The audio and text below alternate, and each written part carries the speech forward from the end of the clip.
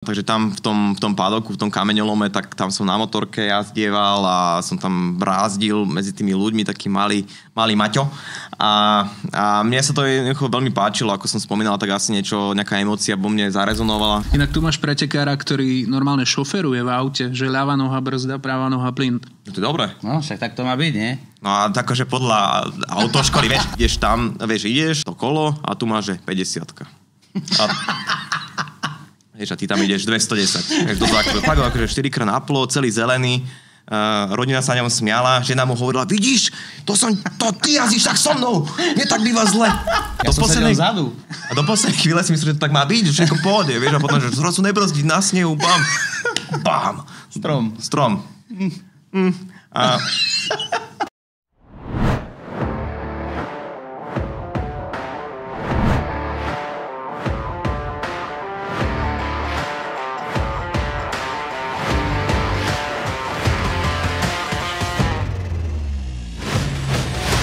Novoročné predsavzatia sú už neúspešne za nami. Vítajte pri druhej epizóde podcastu Cirkus Barok v roku 2024.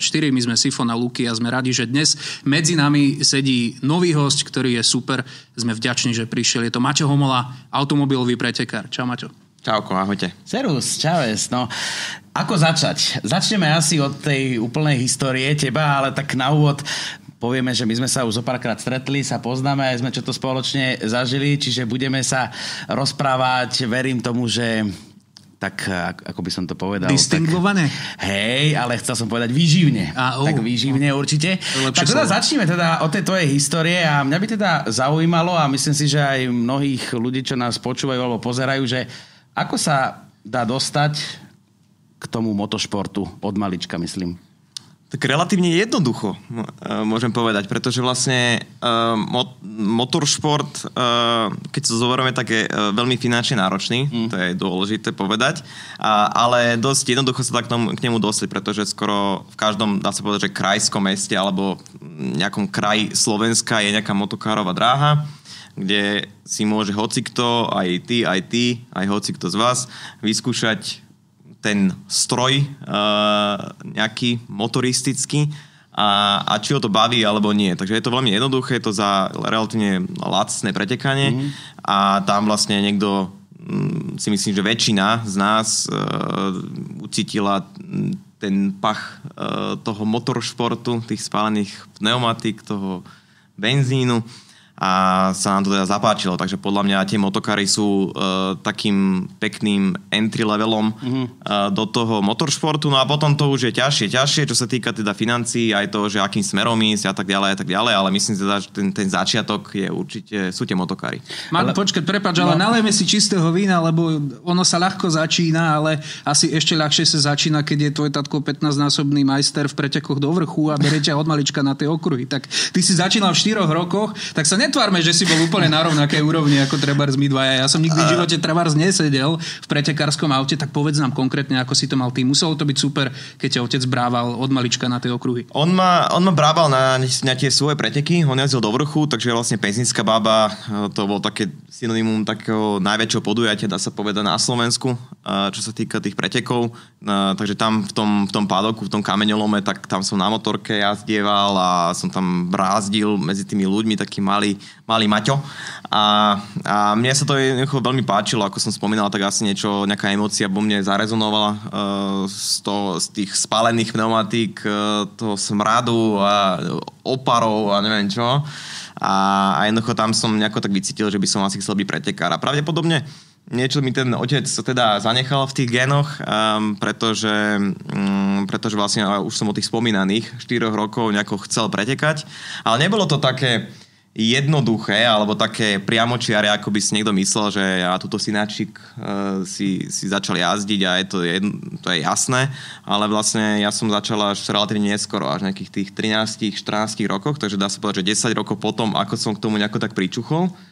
A to vlastne bolo viaceré dôvody. To bolo, že aj rodičia ma tak, dá sa povedať, tlačili do takého rozvíjajúceho sa alebo športu, ktorý má vie rovnako rozvíjať, a to bol teda futbal. A aj druhý aspekt bol ten spomínaný, ten finančný, pretože vlastne nemali sme na to ako rodina peniaze na to, aby som teda ja začal. Ale treba povedať, že určite mi to niečo zanechalo to, že vlastne otec pretekal a ja som ho tak nejako vnímal ako taký ten role model toho, že chcem byť ako on, chcem pretekať, ma to baví a tak ďalej. To je super. Každý má rôzne spomienky na svojho otca. Ja si pamätám, ako mi utieral zadok ihličím v Tatrách na výlete. Ty si pamätáš zo svojho otca teda také nejaké konkrétnosti, aké z tých pretekov? Okrem toho, že si sa preháňal na motorke v pedoku, čo muselo byť mega, tak mal si s ním nejaké zaujímavé zážitky? Nespomínam si teraz, že nejaký taký zaujímavý zážitok, akože vlastne môj otec nikdy nebol, ako som spomínal, taký, že mi to hneď doprial, dá sa povedať. Tvrdá ruka, hej, vydri si to sám, chlapčo. Áno, tak ako zase 13-ročný som si to nemohol nejako vydreť, že si zaplatiť nejakú sezónu v motokárach, takže to nie. Jednoducho tá podpora tej rodiny tam bola najvyššia, to nikto iný mi tak nepomohol. Ale bolo to jednoducho, neviem povedať také, že nejaké že vydieranie, ale že keď chceš robiť ten motoršport, tak hlavne musia byť dobré známky. Treba vlastne sa aj musíš na to aj makať, to znamená, že byť fyzicky na to pripravený.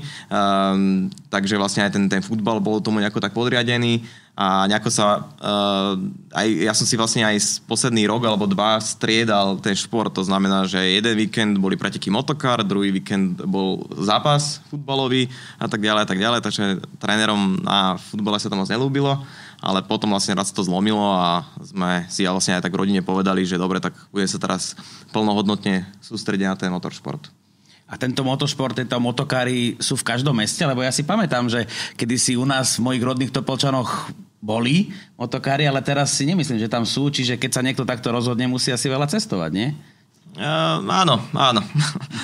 Áno, lebo tie motokrové dráhy nie sú teda v každom meste, akože máme v Bratislave, aj v Košiciach sú, Sliač a tak ďalej, takže sú jednoducho tak nejako porozdeľované, nie je ich veľa, nemôžeme to zrovnávať s nejakým hokejom alebo futbalom, treba povedať, že nie sme nejaká taká motoršportová krajina, je to stále tak v plienkach, lebo tú históriu tu nemáme, ale ako vidíme, ja vlastne koučujem aj decka na motokárach, keďže im chcem odozdávať nejaké tie skúsenosti, tak jednoducho vidím, že je veľa tých zapálených detí pre ten motoršport, stále ich to baví, stále pribúdajú tie decka a ako som povedal, tak vlastne tá základňa je v tých halách, čo je vlastne tie rentále alebo tie požičovne, ako to nazvať a je ich celkom dosť, takže myslím si, že to nie je úplne zlé. A pre tie deti je to nejako ohraničené? Buď vekovo, alebo tým, že dotiahnu na pedále, alebo ako to je? No v tých, čo sú tie rental motokári, tak tam je to nejako výškou kvôli bezpečnosti, pretože si predstav 4-ročné dieťa, ako ide do motokári, má, neviem, koľko má 4-ročné dieťa centimetrov, ale málo. 83,5, neviem. No, nejako. Viac? Alebo 100, ja neviem. No, tak jednoducho si predstav, ako má taký veľký volant, ďaleko pedále, nedočiahne a tak ďalej, niečo by sa stalo, takže to by bol asi problém. Ale vlastne od týchto 4 rokov sa vlastne dá jazdiť vonku. Ako som spomínal, sú vlastne 2 divízie, dá sa povedať, že tie vnútorné motokáry a tie vonkajšie. Hej, tie vonkajšie, tam potrebuješ mať vlastnú motokáru a tam sa dá sa povedať, že poskladať tú motokáru tak, aby to pre toho 4-ročného pidi mužika nejako vyhovovalo. Takže... Ja by som ti povedal, ako vyzerala moja prvá motokára. Neviem, koľko som mal rokov, ale boli to také 2 drevené dosky. Dedo rozflakal nejakú konštrukciu z nejakej karičky, dal to dohromady, vymyslel nejaký systém, ako prepojiť 5 kočíkových kolies s tým, že teda 4 kolesa z kočíka boli kolesa a jedno bolo volant a ono to reálne sa dalo šoférovať. Hej. Samozrejme, že zabil by som sa na tom vo väčšej rýchlosti, ale keď ma zapriahol za traktor, tak to bola halus. Čiže tá tvoja prvá motokára už bola reálne... Poprvýkrát si sadol do žiadnej drevenej hráčkarskej, normálne full-time motokára. Áno. No nie, počkaj, od tých 4 rokoch, čo som bol, tak vlastne ja som bol dokonca tlačený len na palici, pretože som sa bál toho zvuku, že som reval. Takže neviem, že zase ja si nepamätám si to, takže ja len som videl nejakú fotku, ako mi rodičia niečo spomínali. Takže neviem presne, ako to bolo. Zase vieš, tu také zahmlené to je aj určite aj od mojich rodičov, že ako to presne bolo, že či vlastne ja som chcel, alebo či som bol donútený a že prečo som reval vôbec. Ale že vraj to bolo kvôli tomu, že som teda sa bál toho zvuku a teda potom, aby tak vypli ten motor a tlačili ma po tej motokárovej trati, sa mi to zapáčilo. Potom nakopli a už to jelo. Inak tu máš pretekára, ktorý normálne šoferuje v aute, že ľava noha brzda, pravá noha plyn. To je dobré. No, však tak to má byť, nie? No a akože podľa autoškoly, vieš, autoškola povie, že musíš mať len pravú nohu, vieš, na automate. Áno. Pozdravujem môjho inštruktora teraz, ktorý pozerá. Ale vieš, prečo že používa tú ľavú nohu? No áno. Na to tam je tá ľavá noha, vieš, potom ľavá noha... Potom strpne, idem po diaľnici. A však si predstav, že potom ľavá noha je urazená, že nič nerobí, vieš. No tak jednoducho, ja tiež na automate niekedy brzdím ľavou nohou, potom tak, a niekedy som si dokonca aj na manuále, že som si tiež pribrzdil. To by som asi nemal rozprávať, ale ja som raz skúšal, že akože vymeniť nohy. Vieš, že som ľavou nohou pridával a potom brzdil som pravou a aj som spojkoval pravou. Hej, že aby som úplne, že ten mozog zapojil, že tie hemisféry, vieš, už teraz to ide opačne nejako, že vraj, že ľava to, vieš, hen tak. A úplne to teraz domotať. Takže tak. A takže není... Môžeme teraz povedať na kameru, že to nebolo v cestnej premávke. Nebolo. To bolo na okruhu za vedenia profesionálu. Normálne tam profesionál to viedol ten monopost a všade boli záchranné zložky a tak ďalej. Hej, tak si to povedzme. No a bolo to veľmi zaujímavé, pretože vlastne ty máš už nejako v tej nohe to je super, že ten mozog ako pracuje a ako tie nohy, ako s tými svalmi a tak ďalej, že vlastne ty presne vieš, že keď vymačneš tú spojku tak ako silou a tak ďalej a vlastne keď určite si mal tú skúsenosť toho, že keď si prvýkrát ľavou, keď som začal brzdiť, tak cukneš. Si cukol, skoro si mal volant otlačený na ksichte.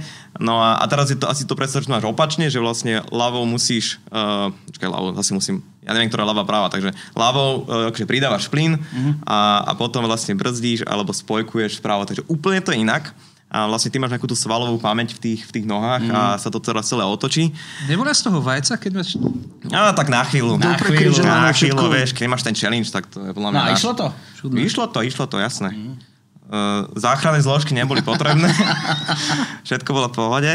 Ale tiež, keď sa vrátim k tej veci, že vlastne brzdiť ľavou nohou, či už na automate, alebo aj na tom manuál, alebo nejako, alebo pribrzdiť si len, tak je to akože super vec. Tiež niekedy mňa to nudí za tým volantom, takže tiež niekedy pribrzdím a tak ďalej.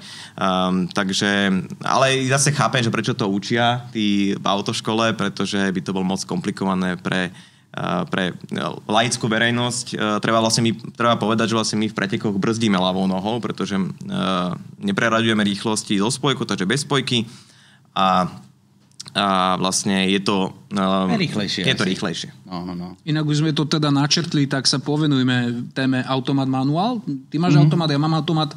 Máte Homela má čo, keď jazdí nie na okruhu? Aktuálne automat. Aj povieš aký konkrétny, či nesmieš robiť reklamu? No, môžem, tak Hyundai i30N, čo je vlastne automat, je to vlastne športové auto, vlastne značka, na ktorej aj pretekám a vlastne vždy som mal manuál. Hej, a vlastne oni teraz 2 roky dozadu začali vyrábať aj automat do tejto športovej verzie a som si povedal, že vyskúšam automat. Hej. Je pravda, ako som spomínal, že mňa baví ten manuál, vieš, že radiť niečo robiť a tak ďalej.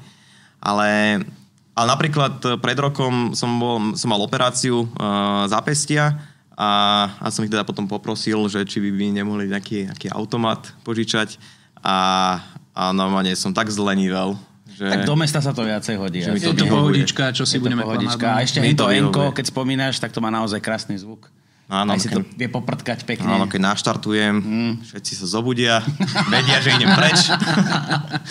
Takže vedia, že som prišiel, že som došiel, všetko.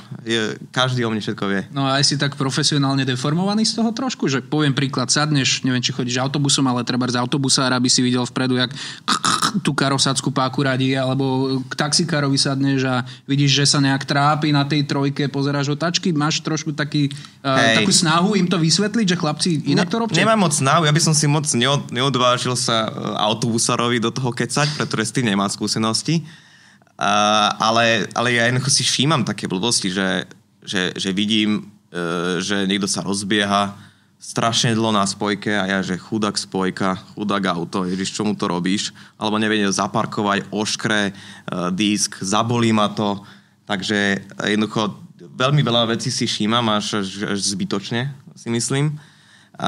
A tiež aj keď idem tiež ako si spomínal ten taxík, tak to isté, že jednoducho nepreradí alebo dusí ho na vysokej rýchlosti a tak ďalej. Takže je to také, ale neradím. Na čo? Keď máš odpor voči oškretým diskom, tak si aj ten typ, ktorý je puntičkár na interiér? Máš vyupratované auto alebo bordel? Celkom mierny bordel. Potom raz za čas normálne, ako keď ti prejde ten pohár, že už je úplne že plný, tak potom si na to pozrieš tak s odstupom, má taký slow-mo záber, že fuj, ty kokos, to musím umyť. Takže potom to vyumiem a potom to nejako udržiavam, ale zase nemôžem povedať, že by som bol úplne že puntičkár, to by som klamal. Ale v tom aute sa musí cítiť dobre. No tak je tam omrvinka na zemi, no a čo? A tak je. Radšej, aby tam bola omrvinka, než aby ti tam niekto nechutne nastúpil ako spolujazdec, nie? No. Preto ťa nevozím. Poďme sa teraz baviť o tých aktuálnych veciach. Teda ty reprezentuješ aj Slovensko v zahraničí, poznajú ťa, aj my sme veľmi radi, že ťa poznáme, ale skôr než sa dostaneme teda k tvojim úspechom a čo ťa čaká v sezóne, tak poďme sa povenovať tomu, čo robíš takto cez zimu. Majú automobiloví pretekári nejakú prípravu? Áno, je to iné oproti iným športom, zase treba povedať, že olympijské športy alebo futbal, hokej majú nejakú zimnú prípravu, hokej nemá zimnú prípravu, ale akože letnú.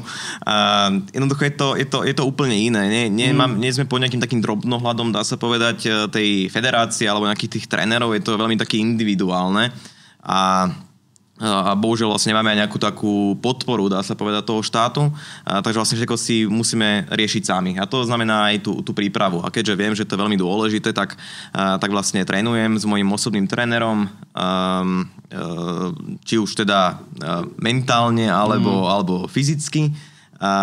Mentálne napríklad teraz novinka pre túto zimu je vlastne trénovanie očí, čo je niečo veľmi nové, dá sa povedať, že vlastne len v Česku to robia a vlastne musím nejako zlepšovať nejaké svoje reakcie na dané podnety, vlastne úplne, že také veci, čo som vôbec netušil o svojich očiach a vlastne mám priestor na zlepšenie, takže to je... Tak trošku nám to dovysvetlí. Nejaký reakčný čas, že ti zasvieti červená bodka na displeji? Aj to, ale vlastne napríklad, že zaostrovanie na toto periférne videnie, potom vlastne, že vlastne presne, že to zaostrovanie jedného oka, druhého oka a vlastne a vieš, a to si myslíš, alebo ja som tak žil v domnienke toho, že kokos, aký som dobrý, mám také dobré oči, lebo z celej rodiny mám najlepšie oči, úplne vidím ďaleko a ja, že tam dojdem, všetkých tam vybuchám, že budú pozerať, že takéhoto sme tu ešte nevideli. A akože je pravda, že povedali, že akože vidím tam, ale ako takú všeobecnú tabuľku, že vidím na 200%, čo je vlastne pravda, čo vlastne som si myslel, takže vlastne neuklamal som sa. Ale problém bol potom s tými ďalšími vecami, že už keď to oko malo byť akože namáhané, že už malo pracovať. To znamená, že tie zaostrovania, riešenie nejakých vecí periférne, zapamätať si, dá sa povedať, že 4-5 vecí naraz a potom, vieš, také nejaké guličky, ktoré sa nejako pohybujú a kde boli, tak no, úplne som stratený a vlastne neviem to úplne nejako navnímať. Takže tam vidím ten priestor na zlepšenie, pretože vlastne treba povedať, že motoršport je veľmi rýchly, to asi vieme a veľmi veľa vecí sa naraz deje.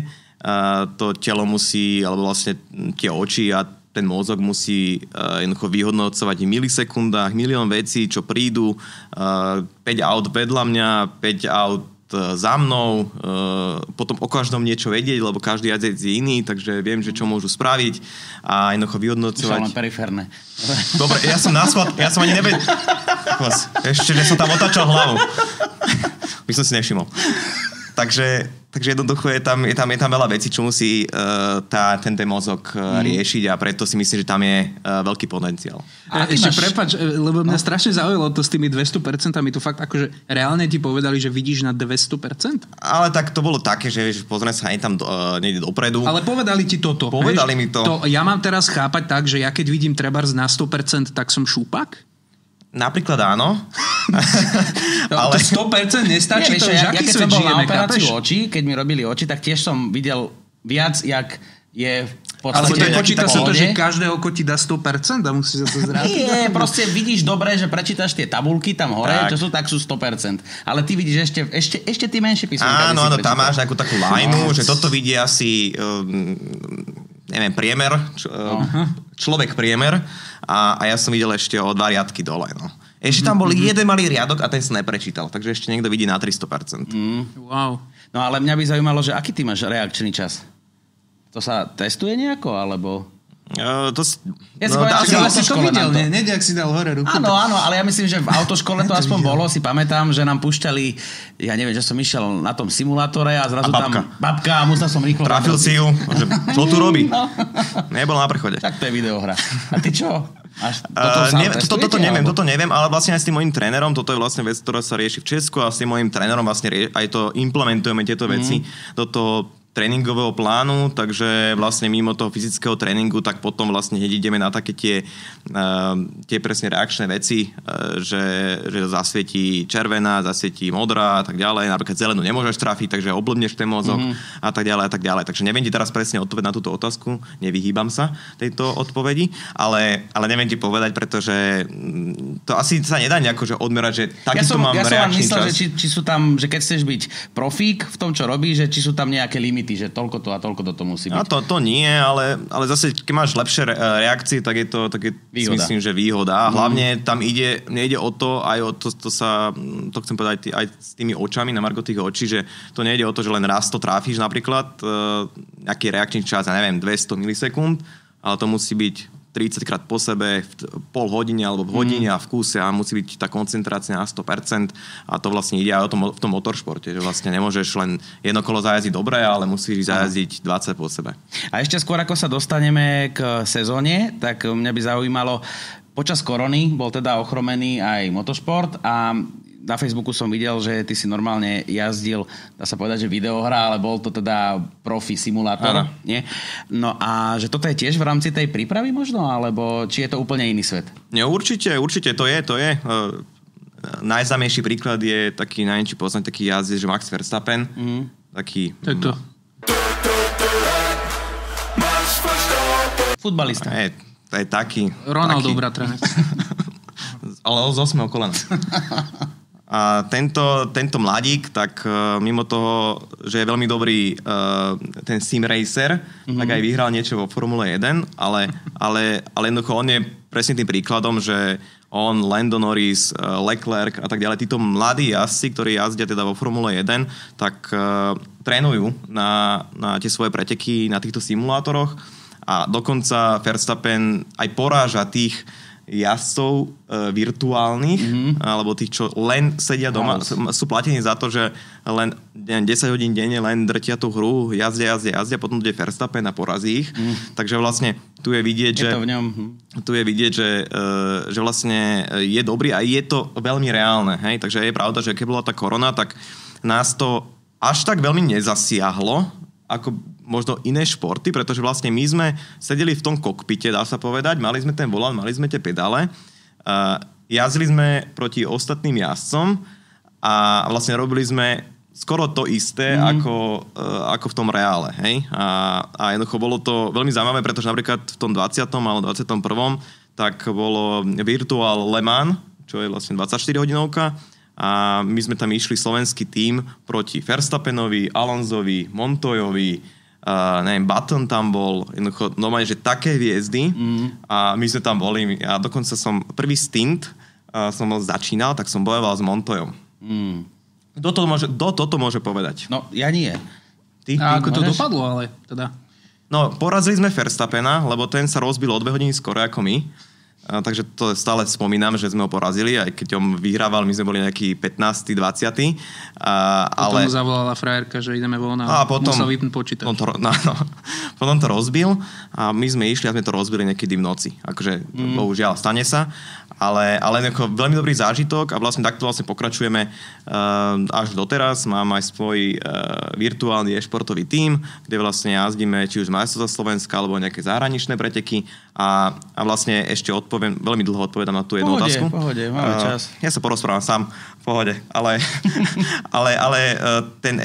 ten virtuálny motoršport a ten simulátor je taká verná kópia, je to veľmi dobré na tú prípravu. Ja napríklad, keď idem na nejaké preteky alebo na nejaký okruh, ktorý nepoznám, tak si ho najazdím, drillujem a hlavne opäť to ide o to, že nejde len, že vedieť, kade ide ten okruh, alebo aké sú zákruty, ktorý prebodový stupeň, ale jednoducho istú konzistenciu, že jednoducho pol hodinu a pol v kuse, neurobiť chybu a to je, si myslím, že super. Inak keď si spomínal, že si toho Verstappena porazil, ja vlastne tiež stále spomínam, že ja som teba porazil na simulátore, aj keď ja som mal nové Ferrari a ty 50-ročné, ale... A história sa nepýta. Nie, presne tak? Ja som to už vytiesnil zo svojej mysle, ty si mi to teraz vrátil. A je to tam proste, no, tak akože presne. Tak poďme ešte k veciam, ktoré vytesňuješ, poďme že trošku do minulosti a poďme z tej virtuálnej reality do reálnej. Mňa by strašne zaujímalo, vy pôsobíte tak neohrozené. Všetci pretekári, vy idete v obrovských rýchlostiach do zákrut, kde my si dobrzdíme na 40-ku a vám proste ako keby život bol úplne ukradnutý. Je to šialené, koľko máte v sebe odvahy a asi aj adrenalínu vtedy. Ale pamätá si aj na nejaký taký moment, kedy si sa vyslovene, že bál, možno, že na nejakú mikrosekundu si povedal, že toto nemusí dopadnúť dobre? Tak že bolo škrkatko aj. Viacero škrkátok. Tam mám také dva momenty, ktoré si pamätám. Ja som minulé niečo robil na extrémnom hardisku, niečo som tam nejaké videá dával hore-dole a boli tam preteky jedny z majstrovstiev sveta, čo som išiel v 2018 na asi najťažšej trati na svete, to je Nordschleife, kde vlastne Niki Lauda skoro uhorel, takže jednoducho 27 km trať v lese a veľmi rýchla a tak ďalej a vlastne tam som išiel kvalifikáciu a zle mi nastavili auto, že vlastne bolo veľmi nervózne a tam ideš 250, do zakruty ideš 220 a tak ďalej a tam to bolo akože také tutovky som mal skoro, že by som sa rozbil, ale nejako som to pochytal. A ja teraz si vlastne pamätám, že vtedy normálne, že nemal som ten, čo mi meria nejaký ten puls, step a neviem čo, tuk. Ale my máme inak, to ti môžeme požičať aj jeden do zálohy. Ale tam by som normálne mal akože také hodnoty, ktoré som ešte nemal a fakt, že po vystúpení z toho, že tak toto som akože fakt, že riskoval, bolo to dosť nepríjemné. A dal som to vlastne aj na sociálne siete, že to som sa k tomu s tým pochválil, dá sa povedať nejakých tých 6 rokov potom. A zase potom, si sa dosral. No, zase, keď som to pozeral. A druhýkrát bolo niekde v Rakúsku Salzburgring alebo niečo také, pršalo a vieš, ideš nejaký 4. 5. som bol, idú preteky, vieš, ako v tej Formule 1, len takto padne kvapka a už akože rušia preteky, červená vlajka, že musíme počkať, tak my sme pokračovali, ideme, ideš tam tiež nejaký 200 a nič som nevidel. Akože normálne, že nič, ale ja si pamätám, že tá tráť nejako takto sa klukatila, taká rovinka, stále pod plným a jednoducho ja som nevidel vôbec pred seba. Ja som sa orientoval podľa, čo to boli tie bariéry, ale len ako keby na úrovni akože auta, vieš, takže nebolo, že ďalej. To bolo, že takto, že cez tie bočné okna a ty vole, akože nič. A vtedy normálne som aj že uberal, lebo som nevedel, kde som. A bolo to dosť nebezpečné a vieš, to auto robilo cez také tie potoky tej vody, že hocičo, jednoducho to sa hocičo mohlo stať a boli tam aj havárie a vtedy to si pamätám, že tieto dva momenty, že fakt som sa bál. Na druhú stranu, minulý rok testoval som jedno auto a na Slovakieringu druhá zákruta, tiež sa tam ide okolo 200 a tam som išiel, začal trochu poprchať a stále pod plným plynom a rozbil som to. Hej? Akože tak, že najväčší crash asi, aký som mal a tam som si uvedomil, že vôbec som sa nebal. Akože aj keď to vyšlo už do toho šmíku, že vôbec som sa nebal a tak mi zase preblíslo v hlave, že fúha, že tu som to asi prehnal, hej, že asi nejaký... Že až príliš sebavedomý si bol možno. Že asi ten aniel strážny sa veľmi ma ochraňoval, že sa nič vážnejšie nestalo, akože chrbát ma bolel, krk ma bolel, išiel som aj na kramáre, nejaké vyšetrenie, lebo fakt ma to bolelo. A nič mi našťastie nebolo potom, len dlho som sa z toho dostával, nejaké rehabilitácie a tak ďalej, niečo s osvalom som mal, s chrbtovým, ale musel som ísť 3 dní na to na preteky, no. Takže pod všetkými nejakými liekmi a tak ďalej som to odjazdil. Bolo aj pódium. Takže, a to bolo vlastne dôležité, čo vlastne aj Niki Lauda hovoril, vlastne keď sa mu stal ten jeho, bohužiaľ známy teda nejaký tá havária, tak on povedal, že čím skôr ísť do auta. Lebo ako ideš neskôr do toho auta, tak začneš tým rozmýšľať, že stojí mi to za to, čo keď znova nabúram, budem pomalší a začneš o sebe nejako tak pochybovať kvôli tej havárii, že vlastne sa ti niečo nepodarilo a už potom môžeš byť pomalší. No ale ja som vlastne od tej 3 alebo 5 dní som išiel naspäť do auta a akože naspäť back in the game normálne. A inak spomínal si teda, že začne pršať, preteky sa môžu aj zrušiť a podobne.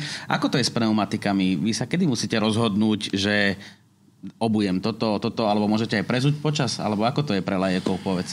No, sú také dve veci vlastne, že keď už vyzerá to tak, že prší alebo bude pršať, tak môže vlastne riaditeľ pretekov vyhlásiť, že sú mokré preteky, dajte si čo chcete, ale nebudeme zastavovať preteky. Takže vlastne tam ty musíš sa rozhodnúť, čo dáš a keď pôjdeš do boxov, tak strátiš. A čo sa týka vlastne našich pretekov, my máme krátke preteky, takže nejdeme do boxov a tak ďalej. Keď vlastne nie tieto mokré preteky nie sú, tak oni väčšinou zastavia ten race, aby sa na to niečo nestalo. Hej? Lebo vlastne my máme tie sliky, tie hladké pneumatiky a tam, keď troška začne pršať, tak už to vôbec nefunguje. Ale boli také situácie, vieš, že som mal jedno také druhé miesto v Spa, Francorchamps, známy tiež okruh v Belgicku, že trocha pršalo na štarte, ale a sme aj pozerali nejaký radar, nevedeli sme sa rozhodnúť. V poslednej minúte sme povedali, že nie, že dáme tieto gumy, akože asi všetky 4 suché sme dali, všetci dali mokré, prvé to nefungovalo a potom som začali dobiehať a predbiehať a to bolo veľmi zaujímavé. Niekedy sa robí aj to, že vlastne dopredu dáme suché na suchú vozovku a dozadu mokré. Takže takéto všelijaké machinácie sa robia, je to veľmi zaujímavé a potom aj inakšie sa to auto správa. Takže je to len tohto počasia, tak je to dosť náročné. No. A keď si spomínal ten okruh Spa, tak to je asi tvoj obľúbený okruh, nie? Jeden taký z tých troch. No, že ktoré sú tvoje také? Slovakia Ring, to je domáci, tam sa mi darí. Vlastne minulý rok som tam mal dvojité víťazstvo, takže pre domácim publikum je to vždy super. To Spáčko, to je história, to je krása. A potom tie nebezpečné okruhy, to Nordschleife, čo som spomínal, super zážitky mám z takých tých mestských okruhov, ako je napríklad Singapur. Počas Formuly 1 sme tam jazdili v 2016. Úplne niečo nové, že niečo iné, že máš tú bariéru a nemáš tam priestor na žiadnu chybu. Alebo vlastne... To je úzke dosť, tie mestské okruhy. Je to úzke, no. A ja som vlastne aj... alebo ďalší okruh v Portugalsku, Villarreal, tam som vlastne vyhral svoje preteky v majstrovstvách sveta, že to bolo jednoducho niečo... Ideš tam, ideš to kolo a tu máš 50-ka.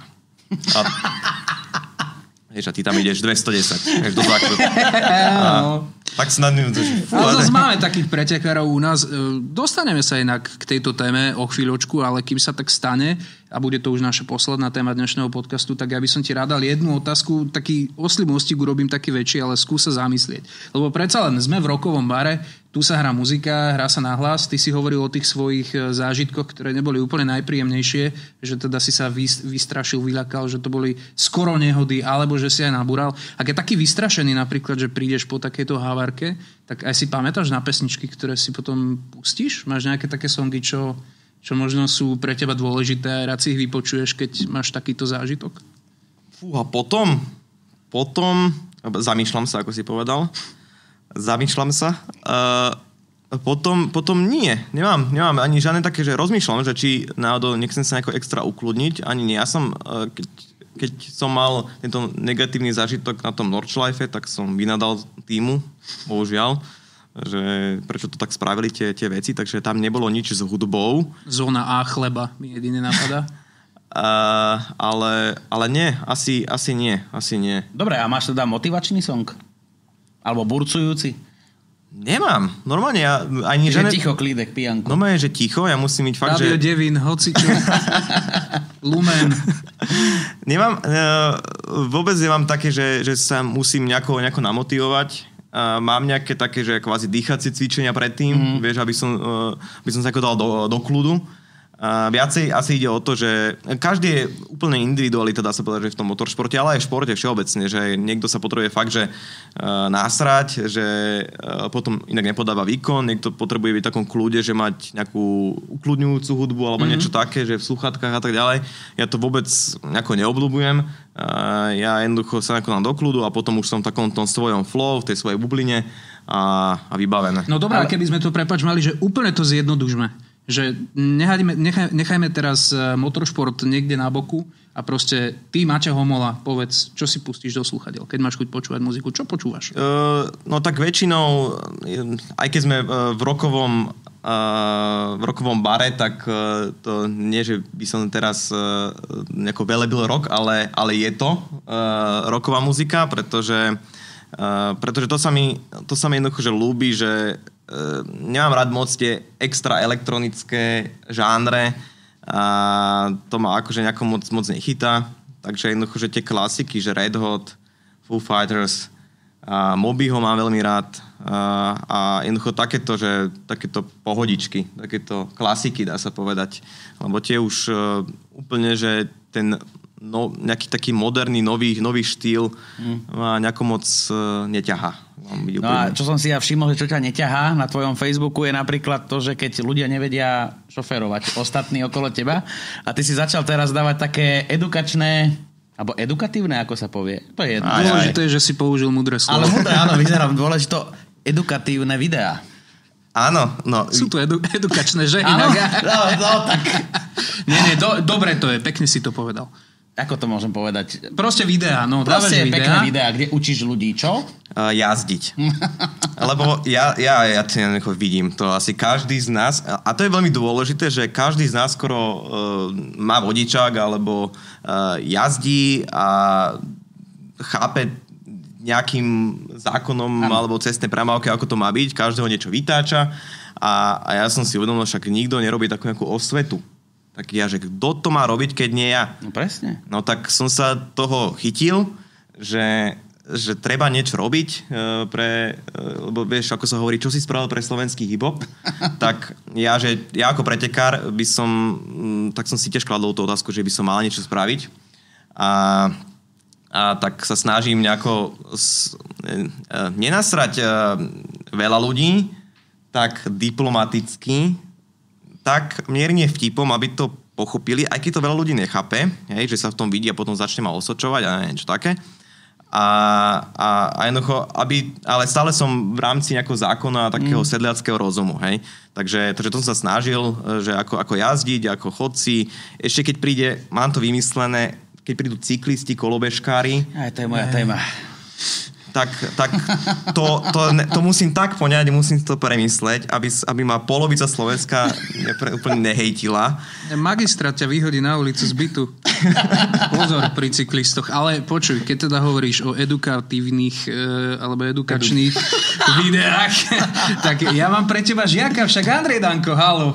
Pozera to myslíš? Máme novú národnú pamiatku, kultúrnu stĺp Andreja Danka v Dúbravke, ohnutú. Pozdravujeme všetkých, čo pozerajú z Dúbravky, veríme, že už je to tam v poriadku. No čo, sledoval si tú nehodu? Tak neviem, ako sa to stalo. Akože keby mne ako profesionálovi takto dali, že pozri sa, Maťo, povedz nám a daj nám verdikt, tak by som ti povedal. Ale ja neviem, čo sa stalo. Dobre, tak ty ako profesionál, tento podcast, to musíme povedať, natáčame ešte predtým, než sa dostalo, veríme, že sa dostane to video, niečo polícia hovorí, že má, tak možno už bude kolovať predtým, ako tento podcast vyjde, ale my sme ho ešte nevideli, to video, takže predstav si teraz, že ty by si mal vytvoriť nejaké scenáre, že čo sa tam asi mohlo udiať ako profesionál, ako pretekár, ako profik zo sveta motoršportu, tak predstavme si, že bol triezvy naozaj, že teda 15 hodín po nehode fúkal len tak. že bola tam 0,0. Tak čo sa mohlo stať? Mohol to byť šmik, že to jen tak zrámuje? Ale tak...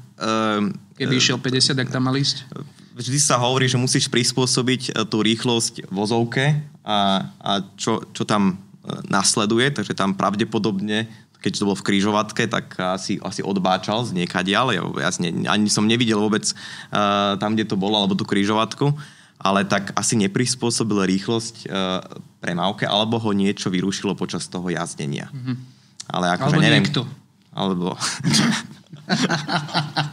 Nikdy sa vám to nestalo, ale tu sú traja chlapci všetko vzadu, všetci sa tvária, že akože čo to nikdy... To sa nerobí, predsa. To je nebezpečné. Takže... No ozaj, tebe áno? Čo? Nie. Ja jazdím sám vonom v pretekárskom aute. Ja som tam. Iba tam. Dobre, a keď sme sa naspäť dostali k tomu pretekárskému autu, tak poďme už konečne k tej sezóne.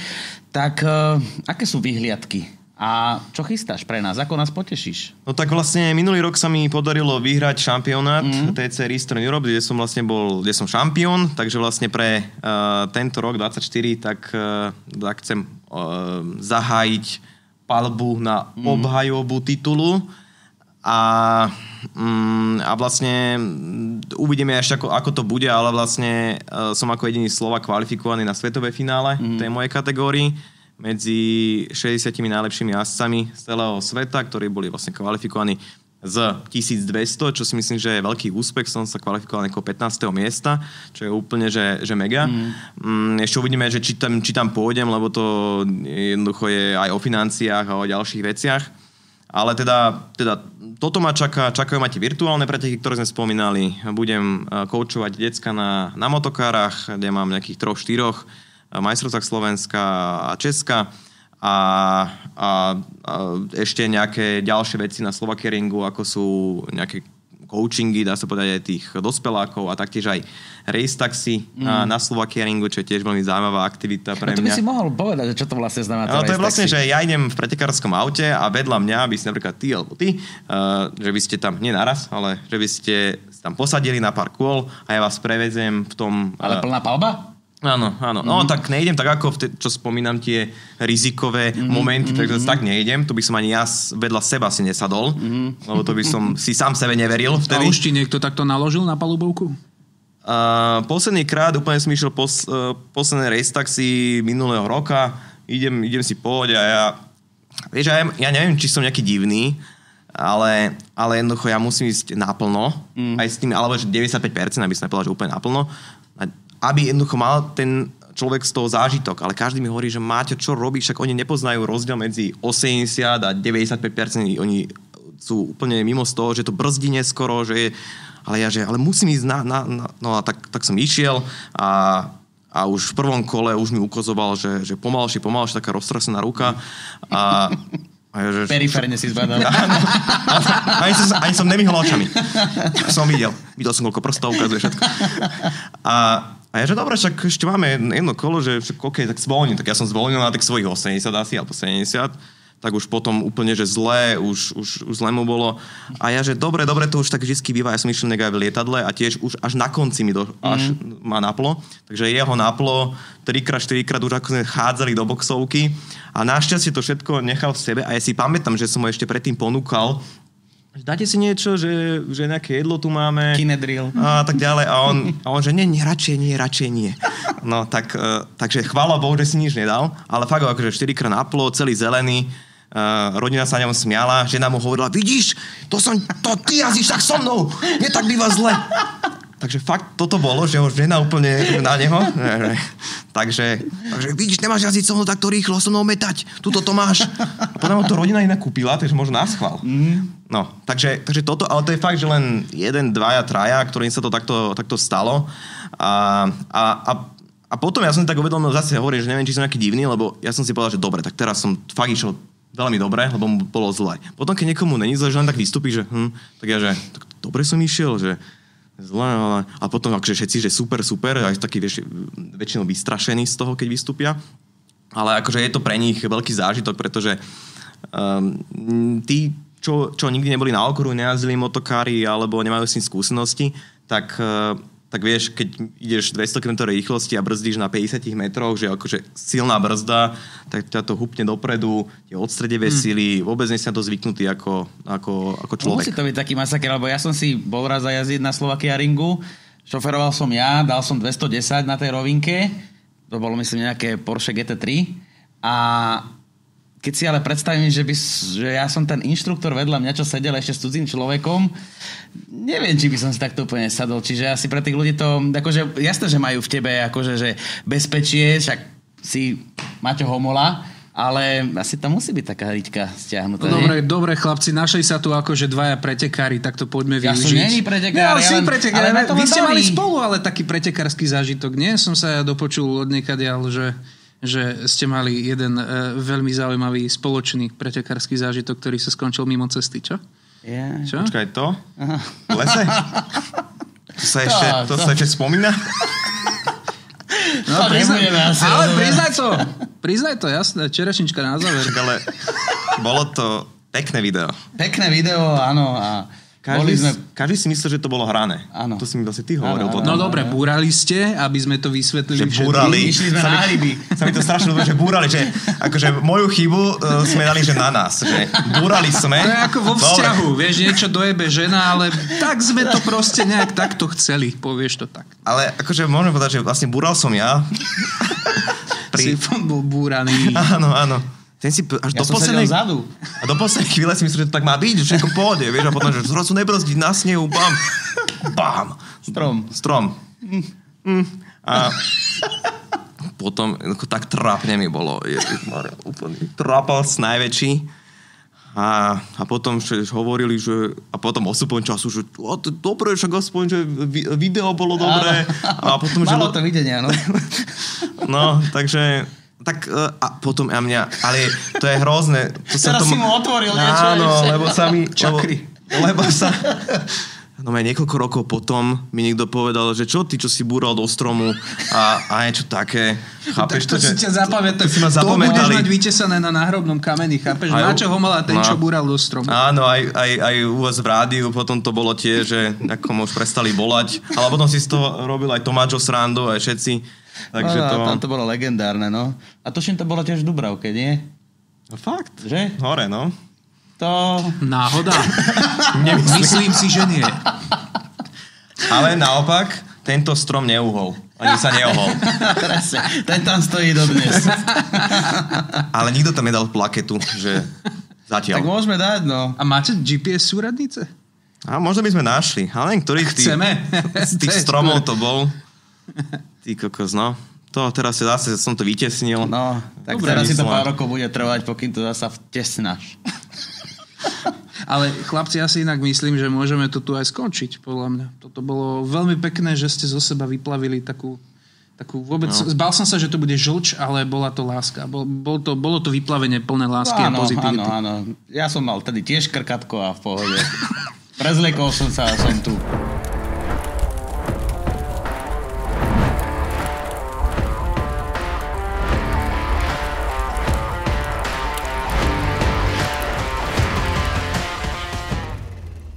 Tak nech sa to oživí.